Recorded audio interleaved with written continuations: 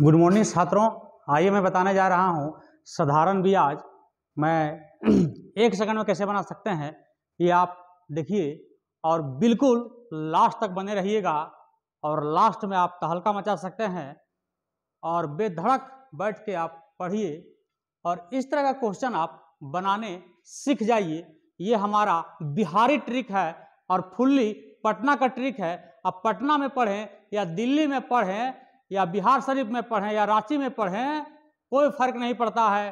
Trick सबका एक ही होता है और मेरा ट्रिक अलग होता है जो 1 सेकंड में बना सकते हैं। जो आइए मैं दिखाता हूं किस तरह से आप विजन ट्रिक को रगड़ सकते हैं। इसका नाम है विजन ट्रिक।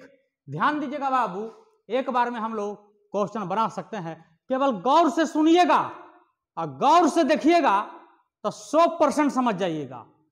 ध्यान से सुनिएगा क्या मैं बोलने जा रहा हूं।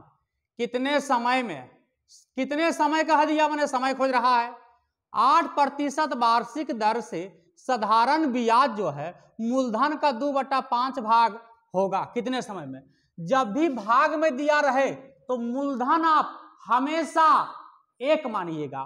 तो आइए मैं मूलधन 1 मानता हूं और कितने समय में, समय को टी मानता हूं। समय का ही आंसर खोज रहा है और 8% की दर से साधारण ब्याज जो है मूलधन का 2/5 भाग है और ब्याज बराबर जानते ही हैं, मूलधन गुना समय गुना दर बट्टा 100 होता है। 2 चौका 8 और 25 चौका 100 और 5 25 को 5 बार में काट रहा है, इसलिए टी बराबर 5 वर्ष में हो जाता है। ये आपका आंसर हो चुका है, रगड़ दीजिए। ध्यान दीजिएगा दूसरा क्वेश्चन। 15,000 रुपया की राशि 3 वर्ष में साधारण ब्याज 5400 रुपया मिलता है, तो बताइए दर क्या है। ध्यान दीजिएगा, 15,000 हमने बैंक में दिया बाबू, दर खोज रहा है 8% की दर से, तो 3 साल में बैंक वाला हमें साधारण ब्याज दिया 5400 रुपया, ब्याज ने दिया बाबू। ध्यान दीजिएगा, देखिए 2 जीरो से 2 जीरो कट जाता है बाबू।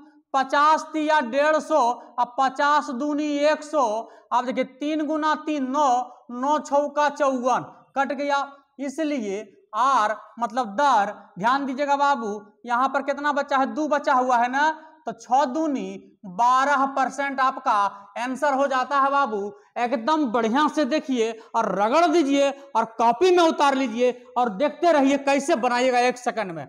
साधारण ब्याज की वार्षिक दर से 10% से 15% हो जाने पर राम का इनकम वार्षिक आय 1250 रुपया बढ़ जाता है। तब मूलधन क्या है?